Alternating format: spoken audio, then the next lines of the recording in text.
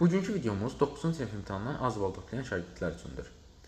Əziz valideynlər, əziz şagirdlər, xahiş olunur ki, videonu diqqətlə izləyəsiniz. Mən Fərəz Əli, sizin riyaziyyat müəlliminiz. Bilirik ki, bugün 5 aprel tarixində buraxılış imtahanı keçirildi və bu imtahandan əlbəttə ki, yüksək bal toplayanlar oldu, aşağı bal toplayanlar oldu. Bəs yaxşı, bu imtahan bizim üçün nə kimi önəm, nə kimi əhəmiyyət kəsb edir? Bilməməli olaraq deyim ki, əgər ki, bu imtahan siz kollecə hazırlaşmırsınızsa, sizin üçün sadəcə ən böyük sınaq imtahanınızdır. Yəni, hər şeyin sonu deyil. Sizin əsas imtahanınız 2 il sonradır. Amma burada sonda deyəcəklərimə diqqət edin. Bu imtahanda siz nələri görəcəksiniz?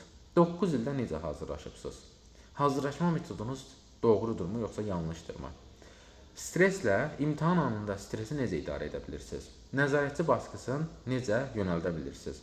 Vaxtı necə düzgün bölə bilirsiniz? Bu şeylərə sizi hazırlayır və bu şeyləri sizin gözünüzün qabağına gətirir ki, siz doğru mu hazırlaşıbsınız, yoxsa yanlış mı hazırlaşıbsınız? Yəni, bunun üçün ən ideal imtahanlardan biri 9-cu sinif imtahanıdır. Bəs yaxşı, az toplamısınızsa necə olacaq, nə edəcək? Bəzi şeyləri dəyişmək lazımdır. Bilməlisiniz ki, metodunuzda boşluqlar var, oxumağınızda zəifliklər var, hər hansısa bir şeyi doğru etmirsiniz. Yəni, bu kimi şeyləri görməlisiniz. Yox, əgər imtahanda qorxub, həyəcanlanıb, vaxtı düzgün bölə bilməyib zəif yazıbsınızsa, deməli bu səfər də bu mövzular üzrə özünüzü təkmilləşdirməlisiniz. Və bundan yola çıxaraq 2 il sonraki əsas imtahanınıza bugündən addım-addım hazırlaşmalısınız. Bu sözüm isə valideynlərədir. Şagirdlər əgər ki, az toplayıbsa, onları danlamağa ehtiyac yoxdur.